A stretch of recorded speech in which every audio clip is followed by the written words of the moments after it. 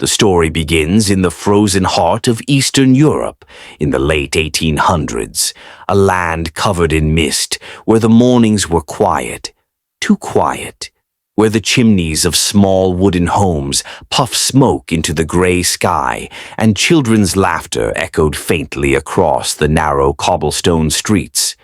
But behind those innocent sounds, there was fear. A silent, lingering fear that had lived among these people for centuries. They were Jewish families, tailors, merchants, teachers, and rabbis living in towns and villages called shtetls. Life was simple, humble, and filled with faith. Every Friday night, candles were lit, prayers were whispered, and songs of hope rose from their homes. But outside those warm, candle-lit rooms, the world was changing, and not for the better. The Russian Empire was tightening its grip. The Tsar's decrees reached every corner of Poland, Lithuania, Ukraine, and beyond. For the Jewish people, new laws meant fewer rights, closed schools, and restricted work. The walls around their lives began to close in. Then came the pogroms, violent attacks carried out with terrifying precision. Men on horses would storm into villages at night, armed with torches and hate. They burned shops, destroyed synagogues, and beat families in their own homes. There were screams in the night, shattered glass on the streets, and children hiding beneath tables, praying the chaos would pass. Some say it started after the assassination of Tsar Alexander II in 1881. Rumors spread that the Jews were to blame, and those rumors became bloodshed. Entire communities disappeared overnight, and so began one of the largest human migrations in modern history. For many, staying meant dying. So they sold what little they had, their family heirlooms, their cows, their wedding rings, and began the impossible journey westward. A journey filled with tears, hunger, and hope. Imagine it. It's 1890. You're a father of 4 standing in the cold, holding your wife's trembling hand. You don't speak English. You've never even seen an ocean. And yet, you're about to cross one because the land beneath your feet no longer feels like home. They walked for miles to reach train stations in Warsaw, Minsk, or Odessa. Trains crammed with passengers took them across borders, through checkpoints, and finally to the great European ports, Hamburg, Bremen, and Rotterdam. The air smelled of salt and coal. Everywhere you looked there were people, poor, tired, desperate, but with a spark of something powerful in their eyes. The hope for America. They called it the Golden Land. A place where streets were said to be paved with opportunity, where a man's worth was not defined by his religion or his last name. Whether those stories were true or not didn't matter. For them, America wasn't a country. It was a promise. But even before they reached that promise, the journey took its toll. Disease spread quickly in the crowded ports. Families were separated. Children cried for mothers lost in the chaos of migration offices. There were agents who took advantage of the desperate, selling fake tickets, lying about ship schedules, even stealing their savings. Yet, somehow, they endured.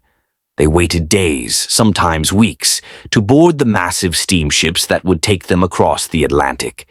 Standing on the dock as the cold sea wind hit their faces, many wept silently, not just from fear, but from the weight of what they were leaving behind. They were leaving graves of ancestors, homes built by generations, languages, traditions, songs, and memories. Everything that defined them, gone, in search of survival. Back in Eastern Europe, the empty villages stood as ghosts of what once was. Synagogues burned down, markets closed, and those who stayed behind often vanished in the next wave of violence. For centuries, Jews had prayed for next year in Jerusalem. But in the late 19th century, their new prayer became next year in America. In those final nights before departure, the shtetl elders would gather in candlelight and speak softly.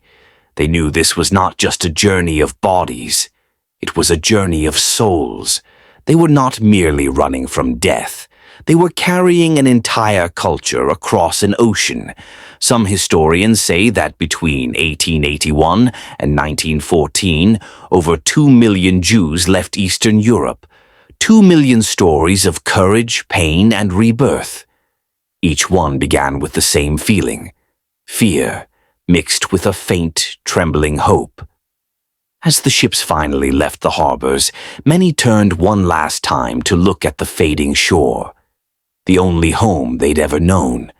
Mothers whispered blessings to the wind, fathers gripped their children tighter, and as Europe disappeared into the mist, they stepped into the unknown, toward Ellis Island, toward America, toward destiny. And none of them knew that their journey would change the face of the United States forever. The docks of Hamburg, Bremen, and Rotterdam were alive with noise and chaos. Men shouted orders in German, sailors loaded crates of coal, and the air was thick with the smell of smoke and salt water. But beneath that industrial rhythm there was another sound, the quiet murmur of thousands of human hearts beating with fear and anticipation. They came from villages with names that barely appeared on maps: Brody, Vilna, Bialystok, Odessa.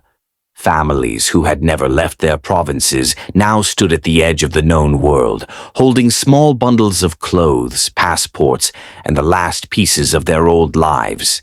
For many, this was the first time they had ever seen the sea. Endless, cold, and terrifying. The waiting before boarding, every passenger was examined. Doctors with stern faces checked for illness, eyes, skin, lungs. Anyone with coughs, rashes, or fevers could be turned away. For a family that had sold everything, rejection meant despair.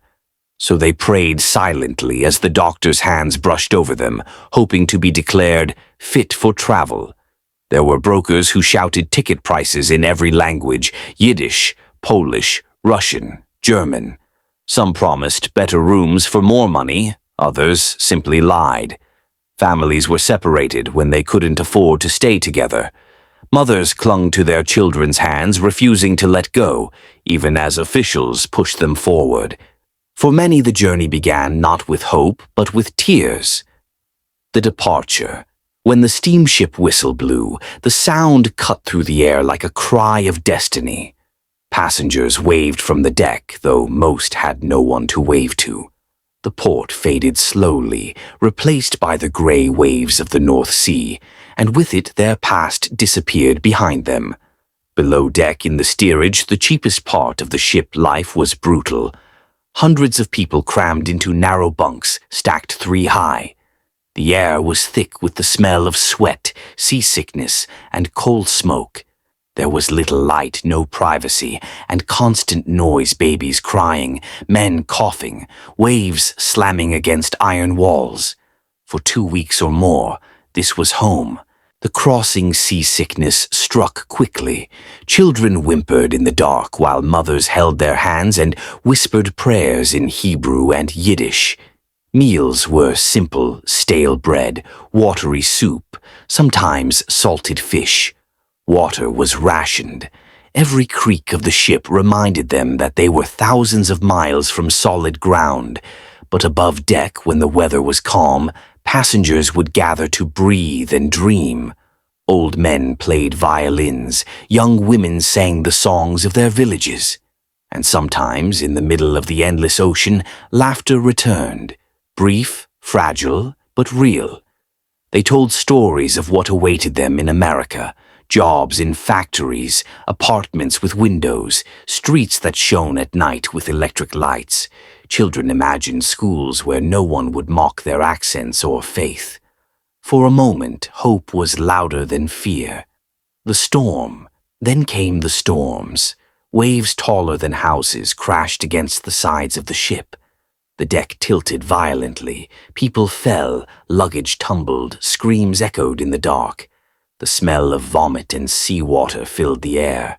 Mothers clutched their children as the lights flickered, whispering, "Hold on, we will see the new world soon." For some, that promise was never fulfilled.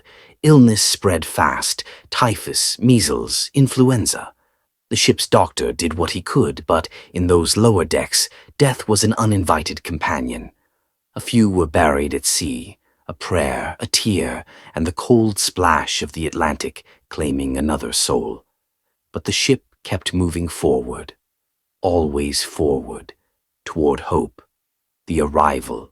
After days that felt like months, someone shouted the words that every passenger prayed to hear. "Land! Land ahead!" People rushed to the deck, eyes wide, hearts racing. And then they saw it, the faint green outline rising from the fog, the Statue of Liberty. Some cried openly, others fell to their knees. It wasn't just a statue, it was a vision, a woman holding light in her hand, promising freedom to those who had known only darkness. One survivor later wrote, "I was a free man in America." The ship slowed as they entered New York Harbor. The skyline shimmered tall, proud, and alive. For people who had come from wooden villages and dirt roads, it looked like a dream carved in steel. But before they could set foot on American soil, there was one final test: Ellis Island. Ellis Island. It was known as the Island of Hope and the Island of Tears. Doctors and inspectors stood in long halls, watching as thousands of immigrants walked past. Every man, woman, and child carried a tag with their name, country, and number. Some were sent for further inspection. Others were detained for days. They were asked questions in English they didn't understand. Who paid for your passage? How much money do you have? Do you have work waiting for you? If you hesitated, you risked being marked with chalk a sign that meant trouble. A letter on your coat could decide your fate. M for medical, X for insanity, and for some, rejection. But most passed through. Families reunited, children laughed again.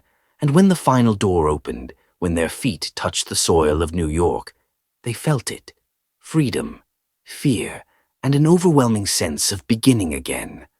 The new world. As they walked into Manhattan, the noise was deafening. Streetcars clanging, vendors shouting, the smell of bread and coal in the air. Tenements rose like walls, and the streets overflowed with people of every color, language, and dream.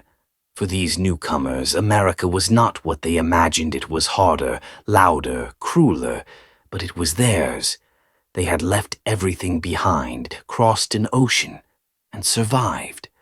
Now they would build a new life from nothing, and though they didn't yet know it, their children and grandchildren would go on to shape the very soul of America, from its cities, to its science, to its songs. They came seeking safety, but what they brought with them was far greater faith, perseverance, and a belief that no darkness lasts forever. Their ships carried more than passengers. They carried the heartbeat of a people who refused to disappear. And when they arrived on those shores, America changed forever. Chapter 3. Life in the New World, Building a New Identity. The first steps in a new world. When they stepped out of Ellis Island and walked into Manhattan, everything hit them at once. The noise, the smells, the movement. Horse-drawn carts rattled on cobblestone streets, steam rose from manholes, and 1,000 voices spoke 1,000 tongues. For the immigrants, it felt like walking into the center of the world, chaotic, alive, and frightening.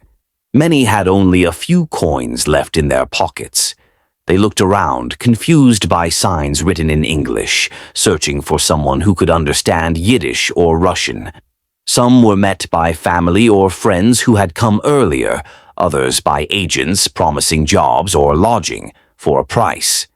They were strangers in a land that promised freedom, but demanded everything in return. The tenements.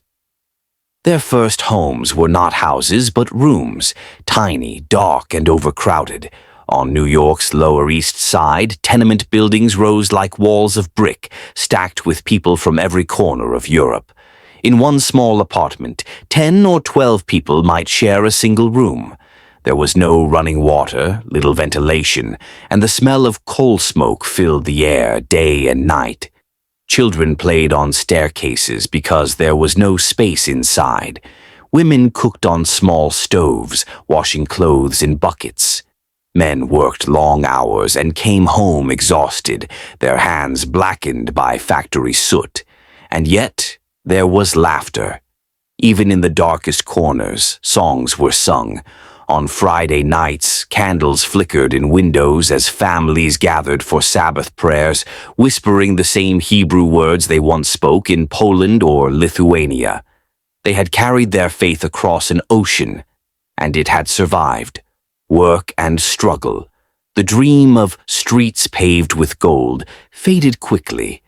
Work was hard to find and harder to keep. Many immigrants became tailors, bakers, or factory workers. They sewed shirts in dimly lit sweatshops for 12 or 14 hours a day, often earning just a few dollars a week. Children, too, worked, delivering goods, shining shoes, or running errands just to help their families survive. Factory fires, collapsing buildings, and brutal working conditions were common. In 1911, a tragic fire at the Triangle Shirtwaist Factory killed 146 workers, most of them young Jewish women. It shocked the nation and forever changed American labor laws. But even before that, these immigrants were already teaching America something powerful, that dignity and justice are worth fighting for. The push for community. As they struggled to survive, they also began to build. Small synagogues appeared in basements and rented halls. Jewish newspapers in Yiddish spread news and hope. Mutual aid societies were formed, groups that helped new arrivals find housing, jobs, and sometimes even buried the dead. In these communities, no one was truly alone. A stranger could walk into a neighborhood and hear familiar words, taste familiar bread, smell the same Sabbath stew. Over time, the Lower East Side became a living mosaic, a piece of Eastern Europe transplanted into the heart of America. Education, the key to the future. The parents who could not speak English sent their children to American schools. They worked long hours so those children could read, write, and dream in the language of their new home. At night, children would translate newspapers aloud to their parents. "Mama, it says here there's a new election." "Papa, it says the war in Europe is getting worse." Education became their escape, a bridge between the old world and the new. Many of these children went on to become teachers, lawyers, scientists, and artists. They didn't just adapt, they transformed. They brought with them the traditions of their ancestors, but added to them the rhythm of America. Faith and identity. The challenge wasn't just survival, it was identity. How do you remain who you are when the world around you demands you change?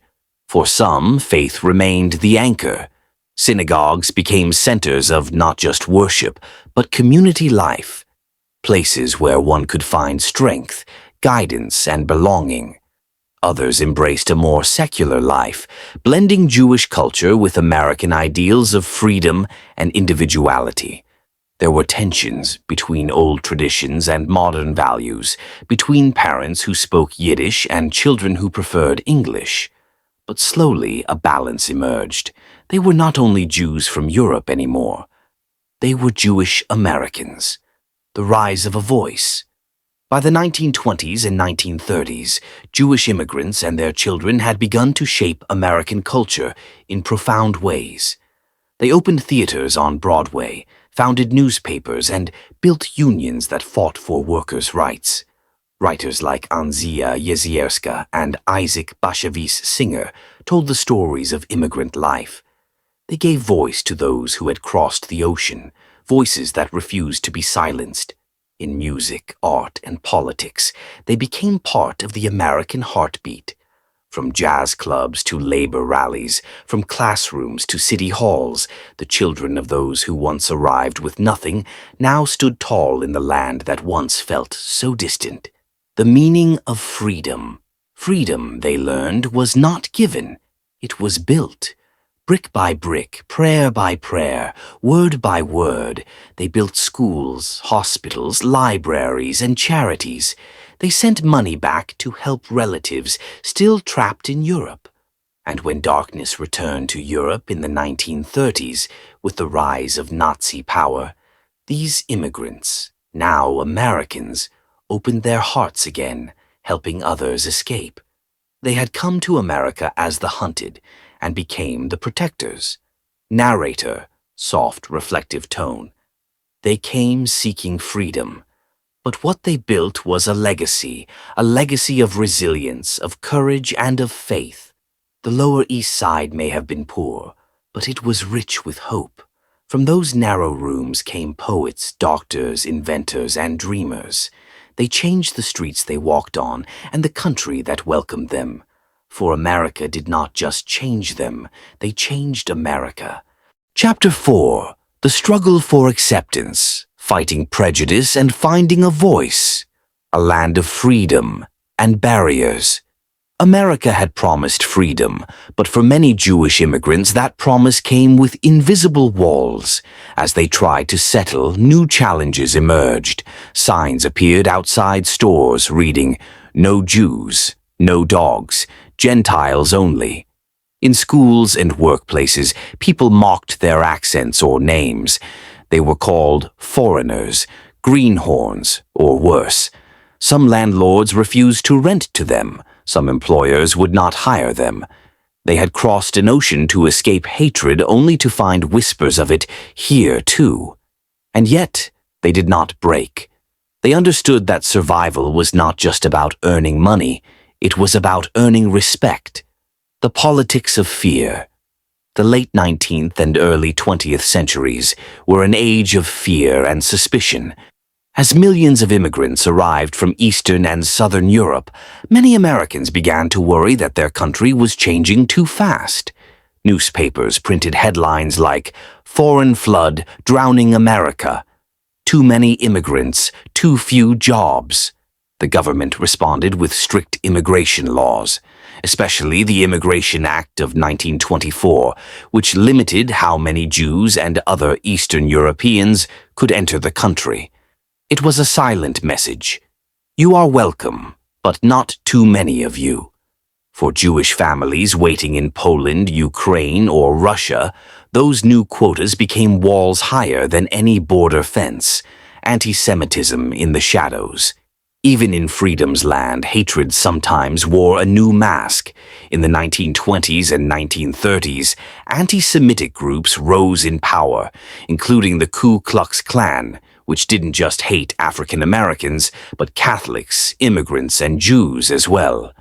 They spread propaganda, held rallies, and sometimes attacked Jewish-owned shops. In universities, hidden barriers called Jewish quotas appeared.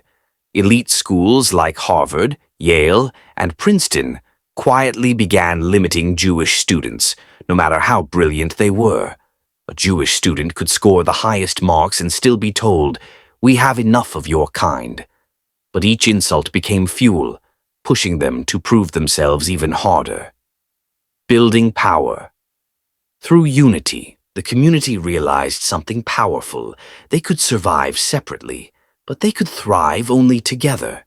Jewish organizations began to rise, not just religious, but political and social.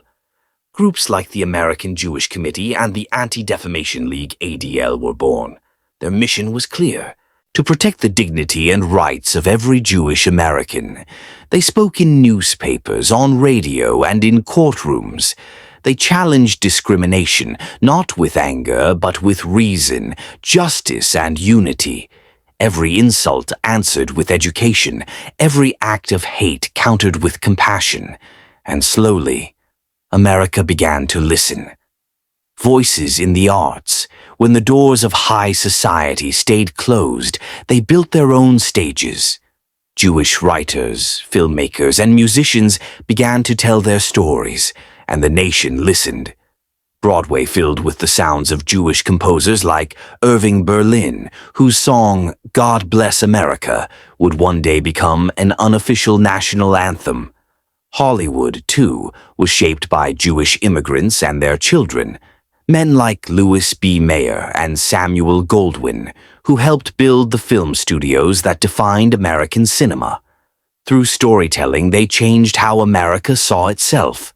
They gave the country heroes, dreams, and the courage to face its own flaws. Faith in the face of fear. Even as they rose in business, science, and art, their faith remained their heartbeat. Synagogues and community centers became more than places of prayer. They became shelters, classrooms, and gathering halls. When the Great Depression hit, Jewish communities organized soup kitchens and relief programs. They fed not just their own, but anyone hungry. Because they knew what hunger felt like, their compassion began to change perceptions. They showed America that to be Jewish was not to be different. It was to care, to build, to give back. The next generation speaks. By the late 1930s, the children of those first immigrants were now Americans, in speech, in spirit, and in confidence. They became journalists, politicians, teachers, and soldiers. They didn't hide their heritage. They carried it with pride. They spoke out against injustice not only toward Jews, but toward anyone facing discrimination. Their struggle for acceptance had taught them a deeper truth. If one group loses its freedom, no one is truly free. As the winds of war began to rise again in Europe, these young Jewish Americans found their voices and vowed never to let history repeat itself. Greater than, they came to a land that promised liberty and found prejudice, but they fought not with weapons nor with hate. They fought with knowledge, courage, and unity, and in doing so they changed the meaning of what it means to be American. Chapter 5. War, Tragedy, and Renewal, the Holocaust, and the Jewish American Response. The storm returns. By the late 1930s, dark clouds once again gathered over Europe. The same lands that Jewish families had fled a generation ago, Poland, Germany, Hungary, now echoed with the sound of marching boots and hatred reborn. News traveled slowly across the ocean. Whispers of violence became reports. Reports became horror. In cafes and synagogues across New York, Jewish immigrants gathered around radios, hearing names of cities they once called home. Warsaw, Vilna, Krakow. Each name was a wound.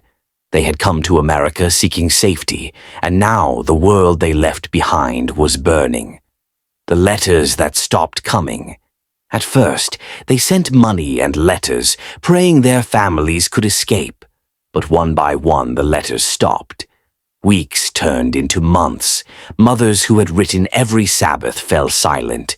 Brothers who had promised to follow never arrived. People would rush to the docks every time a ship from Europe arrived, scanning the faces of passengers, hoping to see someone they loved. Most times, they didn't. In the tenements of the Lower East Side, entire families gathered in silence. The candles they lit on Friday nights burned brighter and sadder. They didn't yet know the full truth, but deep down, they feared it. America watches the war. When World War II broke out in 1939, America stayed distant at first, but Jewish Americans could not. They filled church halls, community centers, and city streets, demanding that the U.S. open its doors to refugees. They held banners that read, "Let them in, save the children." But America's immigration quotas, the same ones set in 1924, still stood like iron gates. Ships carrying Jewish refugees were turned away. One ship, the SS St. Louis, was forced to return to Europe. Many of its passengers would later perish in Nazi camps. It was a moral wound that would never fully heal. Fighting back. When America finally entered the war in 1941, thousands of Jewish Americans joined the military. They fought on every front, from Normandy's beaches to the deserts of North Africa. For many, it was personal. They weren't just fighting for America. They were fighting for the families they had lost. and for the idea of a world without hate. In army camps, Jewish soldiers prayed under open skies. Some wrote in their journals, "Greater than, I'm not just an American soldier. I'm a Jew, fighting to make sure this never happens again." The liberation. By 1945, the world finally saw the unthinkable. When Allied soldiers, including Jewish Americans, liberated the concentration camps, they found the silence of death. Piles of shoes, mountains of eyeglasses, and survivors, hollow-eyed, barely alive, looking at their rescuers with disbelief. Some Jewish American soldiers spoke Yiddish to them. When the survivors heard their own language, many began to cry. For the first time in years, they knew they were not forgotten. The weight of grief back in America, synagogues filled with mourners. Entire communities wore black.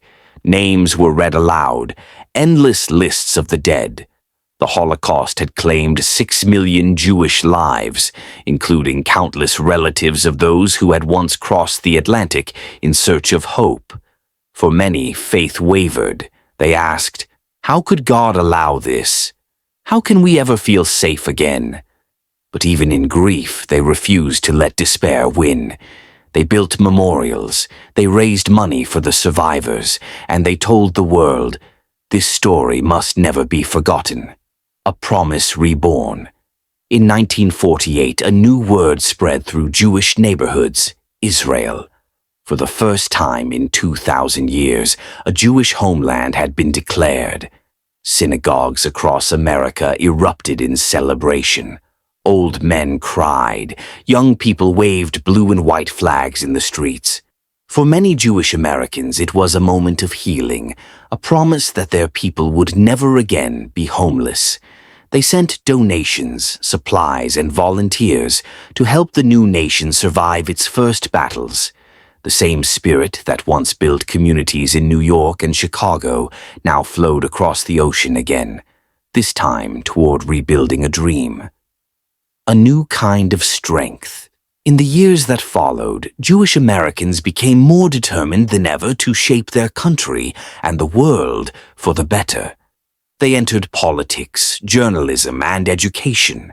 They spoke out for civil rights, standing beside African Americans and other minorities who faced discrimination, because they understood injustice anywhere was a threat everywhere. The memory of the Holocaust became not just a scar, but a compass, guiding them toward compassion, justice, and unity.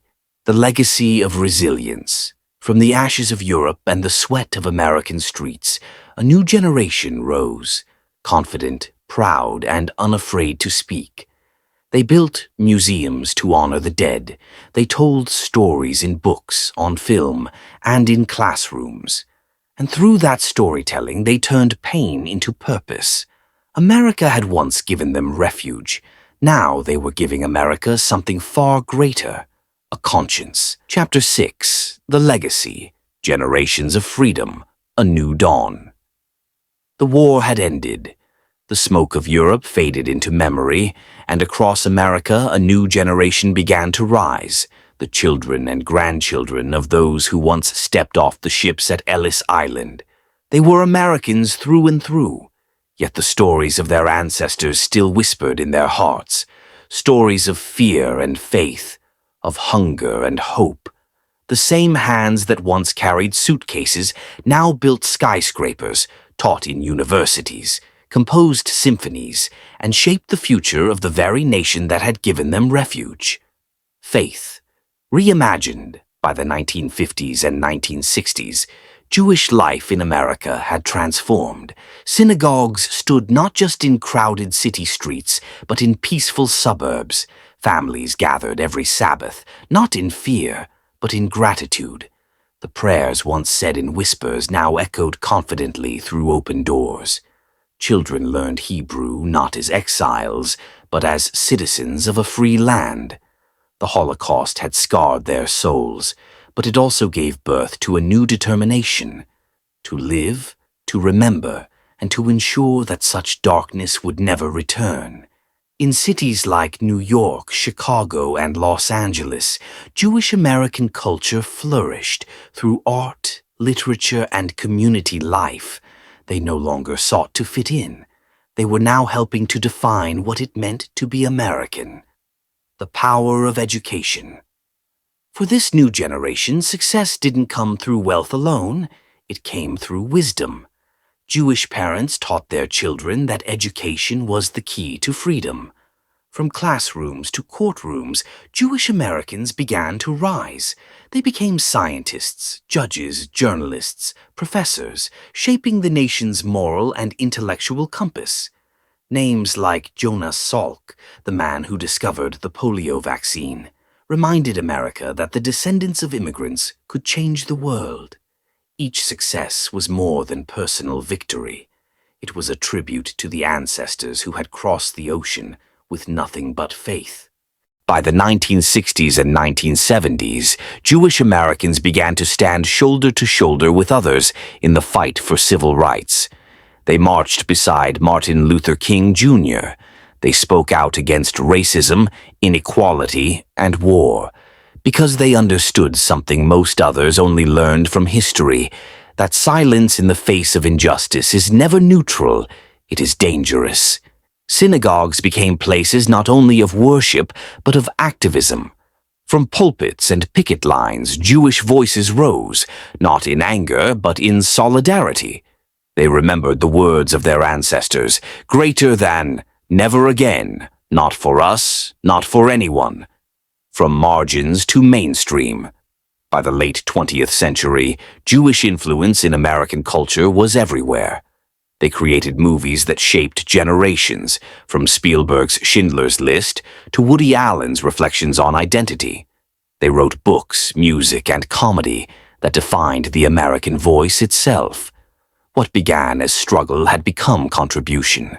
What began as survival had become creativity. America had once been their refuge.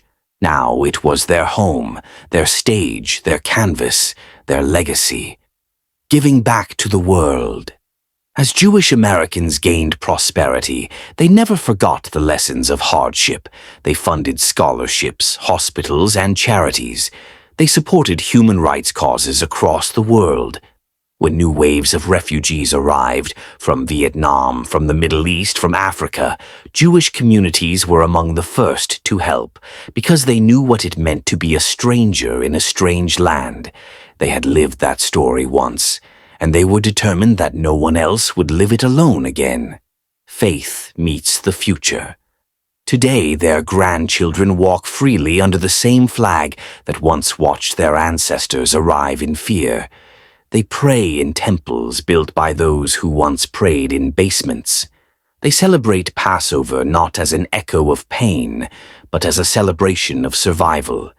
The traditions remain, the candles, the songs, the prayers, but now they are woven with something new, confidence. They know that to be Jewish and American is not a contradiction, it is a harmony. The legacy lives on. Every year, when Holocaust memorials are lit, the young and old gather together. They listen to stories from survivors, voices fading with time, yet burning with truth. And as they listen, they make a promise, the same one their ancestors made on distant shores, greater than we will remember. We will rebuild. We will rise. Chapter 7. Echoes of Memory. Never again. Time had passed. The children who once feared the stormy waves of the Atlantic were now old men and women. Their faces carried wrinkles of age, but in their eyes, the same light still burned, the light of hope. They had built lives in cities like New York, Chicago, and Boston. Their sons became soldiers, their daughters became teachers. Their grandchildren were Americans, yet in their hearts lived the unbroken memory of those who came before them. But once again the world saw darkness rise. In Europe another storm gathered, a storm of hatred, racism, and destruction. When World War II began, old wounds reopened for many Jewish families. They remembered the nights their ancestors were forced from their homes, and the days when the word hope felt like a dream slipping away. But this time, it was different. This time, they did not stay silent. They stood up for their new homeland, America, and proved that they were not just survivors, but defenders of freedom. Jewish soldiers joined the American army and fought against Nazi tyranny. Some found their families again after the war, and others carried only memories, buried beneath ashes and silence. When the camps were liberated, many Jewish American soldiers were among the first to step inside. They spoke in Yiddish to the survivors, and when those starving, broken souls heard familiar words, they began to cry. For the first time in years, they felt seen. They knew they were not forgotten. Back in America, those stories echoed through synagogues and schools. The phrase, "never again," became more than just words. It became a vow that silence would never again protect hatred, that ignorance would never again hide the truth, and that every act of cruelty would be met with courage. The survivors told their stories, not just of horror, but of endurance. They spoke to classrooms, to journalists, to the world. They made sure that future generations would remember, not to live in fear, but to understand what hate can do when good people look away. By the 1960s and 70s, their children and grandchildren were leading new movements for civil rights, for peace, for justice. They marched with Martin Luther King Jr. They stood with the oppressed because they understood injustice anywhere is a threat everywhere. From the ashes of one tragedy, a new purpose was born, a promise to keep memory alive, to build a better, kinder world. And so the words "never again" were not just about the past. They were a torch passed from one generation to the next, lighting the path Chapter 8. forward. The promise of tomorrow, building the future. The war was over. The ashes of Europe had settled, but the memories refused to fade. For Jewish Americans, survival was no longer enough. Now, it was time to build. They had lost families, homes, and entire worlds, but in that loss they found a purpose greater than pain, to create a life where no one would ever have to live in fear again. The rebirth of a people. In the late 1940s, a powerful word spread across Jewish communities in America: Israel. For the first time in 2,000 years, a Jewish homeland had been declared. In synagogues from New York to Los Angeles, people wept with joy. Old men who had once escaped pogroms in Poland held each other and cried. Children danced in the streets, waving blue and white flags. It wasn't just a political victory. It was spiritual rebirth. They had come from oppression to freedom, from despair to destiny. America and identity. By the 1950s and 60s, Jewish Americans had fully woven themselves into the fabric of American life. They built schools, hospitals, universities, and charities. They produced artists, scientists, and leaders who helped shape the modern world.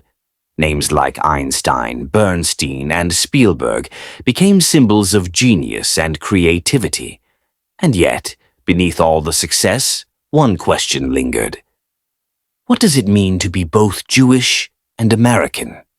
It was a delicate balance between faith and freedom, tradition and modernity. But through that struggle, they created something extraordinary, a culture of compassion, learning, and resilience. Fighting for others. The Jewish people had known the pain of discrimination, so when others faced it, they could not stay silent. They stood with the civil rights movement, marched beside Dr. Martin Luther King Jr., and supported the struggles of other marginalized communities. Because they understood something vital. Freedom is not real unless it belongs to everyone. Their suffering had given them empathy, their memory had given them strength, and their survival had given them a voice that spoke for all who were silenced. Memory as a mission. As decades passed, the phrase "never forget" became a moral compass. Jewish filmmakers, writers, and educators dedicated their lives to preserving the truth of the Holocaust. They built museums in Washington, New York, and across the world, not just to remember death, but to celebrate life. Every survivor's story, every photograph, every diary entry became a lesson, a warning against the dangers of hate, and a reminder that humanity can rise from its darkest hour. The new generation. Today, the grandchildren and great-grandchildren of those immigrants live lives their ancestors could only dream of. They are CEOs, politicians, professors, and innovators. They lead companies that change the world and communities that value inclusion and compassion. But even as they thrive, they still carry the stories, not as burdens but as blueprints for a better future. They visit the old neighborhoods where their great-grandparents once lived, the synagogues rebuilt from ashes, and the museums that echo with whispers of memory. Each generation asks itself, what will we do to keep the promise alive? The Eternal Flame. The story of Jewish immigration to America is not just about escape. It's about evolution. From the fear of persecution to the freedom of self-expression, from ghettos to skyscrapers, from silence to symphony, it is a story of light conquering darkness, and as the world continues to change, their story still reminds us all that faith, courage, and love can rebuild anything. Narrator, final closing lines. They crossed oceans seeking safety, but what they found was purpose. Greater than, they taught the world that from suffering comes strength, from remembrance comes wisdom, and from every ending, a new beginning is born. Greater than, the Jewish journey is not over, because the promise of tomorrow still burns bright.